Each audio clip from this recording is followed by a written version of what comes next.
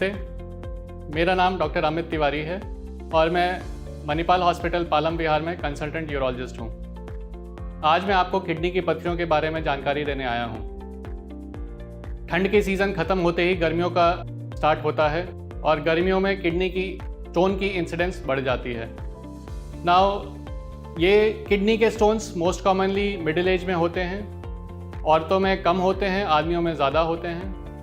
और गर्मियों में हमारी बॉडी से स्वेट निकलता है जिसके कारण हमारी बॉडी में फ्लूइड की इनटेक कम हो जाती है, फ्लूइड की मात्रा कम हो जाती है और किडनी स्टोन्स होने के चांसेस बढ़ जाते हैं। इसके अलावा अगर हमारी दिनचर्या में एक्सरसाइज नहीं है, अगर हमारे मधुमेह या हाइपरटेंशन की शिकायत है या फिर हमारी लिक्विड इनटेक बहुत कम है तो हमें स्टोन बनने के चांसेस बहुत ज़्यादा हैं। इसके अलावा अगर हम एक बार स्टोन बन चुका है हमें तो फिर दोबारा होने के चांसेस भी बढ़ जाते हैं। इसीलिए कुछ सावधानियां हैं जो हमें बरतनी पड़ती हैं और ये सावधानियां आपको लाइफ टाइम बरतनी पड़ेंगी क्योंकि स्टोन होने का रिस्क हमेशा रहता है।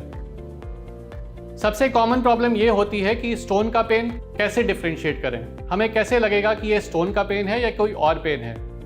पथरी का पेन जब आता है तो वो बीच बीच में आता है, बहुत ज़ोर से आता है और इतना ज़ोर से होता है कि कभी कभी हम बेड पे लेट भी नहीं पाते, हमें चहलकदमी करनी पड़ती है। साथ में उल्टियाँ होने की शिकायत हो सकती है या फिर हमें उल्टी जैसा लग सकता है। कभी कभी पेशाब करने में जलन होता है, खून आती है या फिर पेशाब करते करते रुक जाता है। ये सारी शिकायतें किडनी में पथरी होने की तरफ इशारा करती हैं। नाउ इसका डायग्नोसिस बहुत ही आसान है। अल्ट्रासाउंड से हमको ये पता चलता है कि किडनी में सूजन है और सीटी स्कैन से हम ये बता सकते हैं कि किडनी में कितनी बड़ी पथरी है और वो कहाँ पे है। किडनी की पथरी जब नीचे आके यूरेटर के ट्यूब में अटक जाती है तब किडनी में सूजन हो जाती है। जो यूरिन का प्रवाह है वो रुक जाता है और किडनी में सूजन आ जाती है। इस सूजन की वजह से वो हमें दर्द होता है और ये दर्द लगातार नहीं होता, ये बीच बीच में होता है। जिस भी समय आपको बुखार आ जाए उस समय आपको इमीडिएटली हॉस्पिटल आना है, बिकॉज बुखार का मतलब है किडनी में इन्फेक्शन जा चुका है।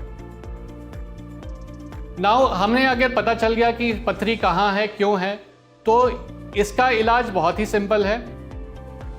1 सेंटीमीटर तक की पथरी यूजुअली निकल जाती है।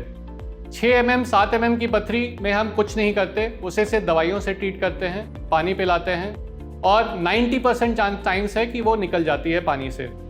जैसे जैसे पथरी का साइज बड़ा होते जाता है वैसे वैसे निकलने के चांसेस और भी कम हो जाते हैं। जब पथरी 1 सेंटीमीटर से ऊपर हो जाती है या फिर किडनी में सूजन बहुत ज़्यादा हो या फिर पेशेंट को फीवर हो तो उस समय हम बोलते हैं कि आपको ऑपरेशन की ज़रूरत है। अदरवाइज हम 2 से 3 हफ्ते आराम से रुक सकते हैं, किडनी के निकलने का इंतज़ार कर सकते हैं दवाइयों से या फिर पानी से। ऑपरेशन पथरी का पेशाब के रास्ते होता है। पेशाब के रास्ते जाके हम लेज़र से पथरी को तोड़ते हैं और वो सारी पथरियाँ निकालते हैं। यूजुअली ऑपरेशन के बाद एक तार डली रहती है जिसे हम डीजे स्टेंट बोलते हैं और ये तार ऑपरेशन के 3 हफ्ते बाद निकलती है, जिसकी प्रणाली बहुत ही सिंपल है।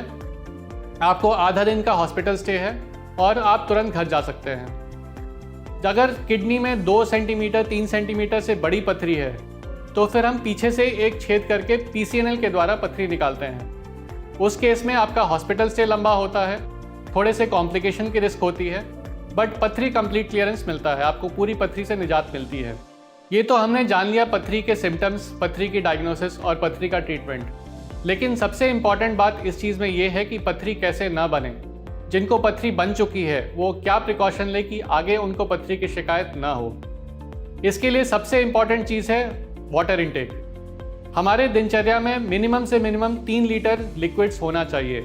लिक्विड्स मतलब पानी, चाय, कॉफ़ी, दूध, जो भी आप पीते हैं, मिनिमम दिन में 3 लीटर लिक्विड्स होना चाहिए हमारी बॉडी में। इसके अलावा खाने पीने में कोई रेस्ट्रिक्शन नहीं होती। लोग बोलते हैं टमाटर बंद कीजिए, पालक बंद कीजिए, but anything in moderation is okay. कोई भी चीज़ आप एक्सेस में लेंगे उसके साइड इफ़ेक्ट्स होते हैं और पथरियाँ एक साइड इफ़ेक्ट है। तो आप थोड़े थोड़े चीज़ करके सब कुछ खा सकते हैं। ऐसा कोई चीज़ नहीं है कि आपको नहीं खाना है। आप जो भी खाएंगे पानी एडिक्वेट लीजिएगा तो छोटी पथरी भी निकल जाएगी, वो पानी के साथ निकलती रहती है, आपको पता भी नहीं चलता। इसके अलावा हमारे रूटीन में एक्सरसाइज का बहुत रोल है।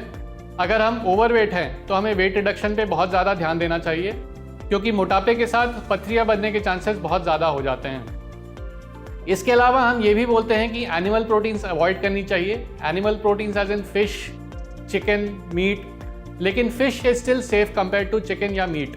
As I already told, moderation में आप सब कुछ ले सकते हैं, ऐसी कोई रेस्ट्रिक्शन नहीं होती। तो 3 चीज़ें करनी है, पानी ज़्यादा पीना है, एनिमल प्रोटीन्स अवॉइड करनी है और नमक कम खाना है, क्योंकि नमक के ज़्यादा होने से बॉडी में पथरियाँ ज़्यादा बनती हैं। नमस्ते।